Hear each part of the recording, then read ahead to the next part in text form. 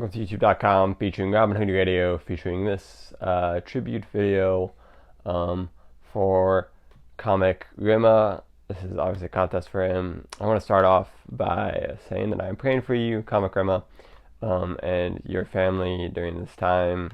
He's lost some family members to COVID, and I hope that I'm hopeful that they knew the Lord, because I know you are so strong in your faith, and I'm sure you're just a light to them.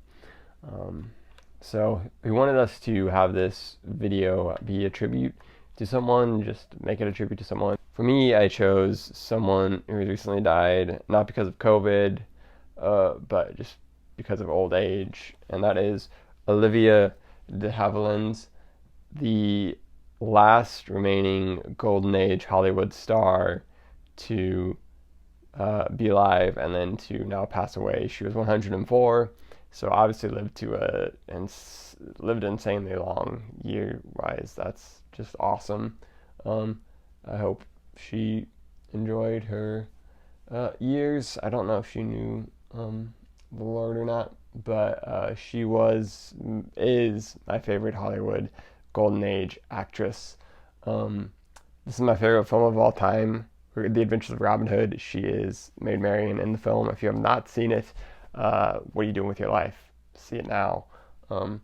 So good. But Olivia Henderson is also just like, outside of being my personal favorite actress, and like just favorite, like best, because she is the best, I think the best actress of that time period.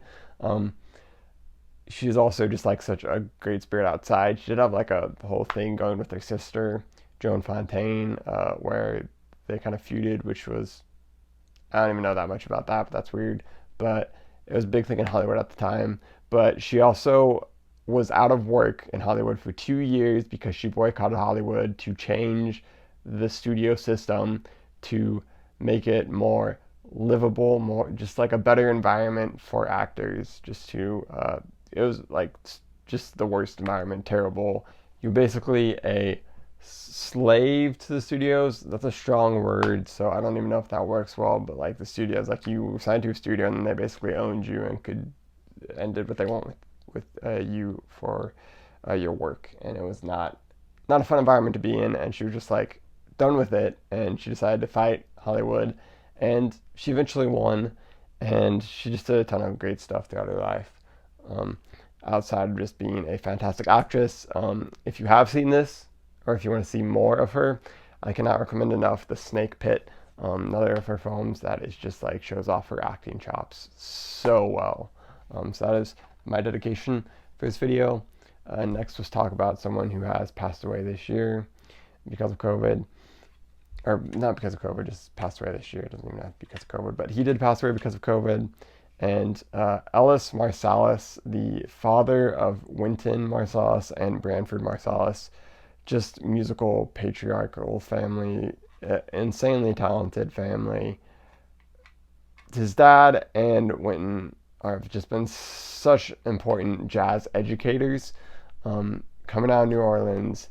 His dad educated a ton of famous pianists, Harry Connick Jr., I believe, among them, of people that learned under Ellis. And then Wynton now just being a big voice with his father's same mission of educating people in jazz. And then Branford just went on to have, he has a glowing jazz career. I got to see him in concert. It was awesome. And sadly, their father passed away this year from COVID complications. So that is sad, and rest in peace to him. But like, celebrate his life by listening to some of his son's music, or some of his music. He even released some. He has like a Peanuts album, I believe he did with Wynton. Maybe it was Branford. Either way, like that's a great one too. So you can check that out. This is just Branford Marsalis Quartet with Crazy People music that I think his dad was involved with in some way. But that's a good one I have on cassette. And then next question was to talk about a song or album that was a tribute to someone. And one of my favorite jazz songs of all time was a tribute to someone, And I have it on this record, which is, by the way, just one of the like cheapest, you can get it for pretty cheap, and best jazz records, like best bang for your buck jazz record. And that is the Jazz Tet with Art Farmer and Benny Golson, that on Argo. And it has the song um, I Remember Clifford. Not the first time the song appeared. I don't even remember. Like, I tried to look it up, and I'm not sure the first time it appeared. I think it was in like some jazz workshop album. But this song was written as a tribute to Clifford Brown, I think. Um, and just one of the most beautiful jazz pieces. We played it in high school for our jazz band, and I just fell in love with it. It is just so beautiful, and you can just tell what a beautiful person Clifford Brown must have been. Um, and I just love the song. And bonus, this is also the first time Killer Joe appeared on the record. So Killer Joe comes off this album, and that is just like a jazz standard, great solo song. Um, so Jazz Tet with I Remember Clifford. There are other ones. I believe like one of the hardest to find, Blue Notes with Lee Morgan features the song, but great song. So any version you hear of it is probably going to be awesome, just because it's such an amazing song. So there is the tribute song, and then last but not least, last for this contest was to just talk about how we're doing during this COVID season. And I've been doing all right. I'm like an introvert, and have kind of lived somewhat in isolation for a lot of my life, especially after high school, which is something I've certainly been working towards getting rid of in myself, just being so introverted, and my social anxiety, I guess. So this hasn't been like the worst time ever. It's certainly been like crazy, and just like COVID being crazy, and like, are we gonna get it? How's it gonna affect people who do get it? And like, how can I best protect myself against it? The only person I know who has it is my great grandma, but so far she's doing fine. She's very healthy.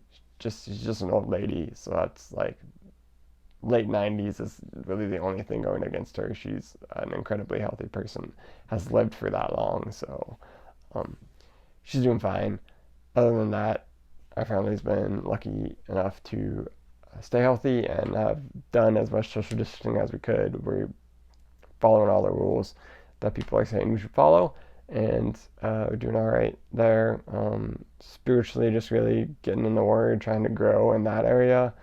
Even just being able to FaceTime and talk with friends, and my college group I'm with, they even did some Bible studies over the COVID time, and those were just super helpful and really helped me grow. And then just other crazy stuff has happened in the world, so it's like growing a lot during this season and learning a lot. And then I'm taking summer classes, so that's kind of helped it not seem like, oh my gosh, I'm stuck at home with nothing to do. What is going on? Like, I can't better myself because I can't do the things I normally do. Like, I've been doing online classes, so that's been taking up a lot of my time. But just really trying to use this season to like look inward and see what I need to change, and how God can use me best in the next season of life He gives me, and how I can use me best in the season now. So I will end this video at this point, telling you that, it's crazy times, but Jesus loves you. Like, if you're watching this video, for real though, He like, I always like, especially during COVID times, there's all this hatred going around, and we're meant to be in community, and people going online for that community, I have not seen good results, as should be expected, because that's not a good place to build community or think through things. So thinking, like, people just like to think through things online, and online is like, it's good to think through things in person, so someone can tell you you're stupid, don't post that, or just like maybe think on that more. or just have your own bubble where you're able to think of that and not let the whole world see your crazy ideas. Um, so that just like can lead to so much questions and nonsense, and through that all, I have a rock in Jesus, in God, in my relationship with them, where I don't have to worry about all these different questions and answers, and I can just look to them and know the ultimate answer, and then have peace when I don't know the answer, and when I have these voices coming at me from other sides, and I can just say, I hear you. I'm gonna go for God for wisdom, and even if I don't end up with the answer, I can be okay with that because I know that maybe I don't need an answer in this situation. So I've just been trying to love my neighbor during this time and see whatever info comes out about COVID, what helps me to best do that. Um, so that's me during this time, and thanks for watching, guys. Jesus loves you, and I'll see you when I see you. Rob Hoodie out. You have a great rest of your day.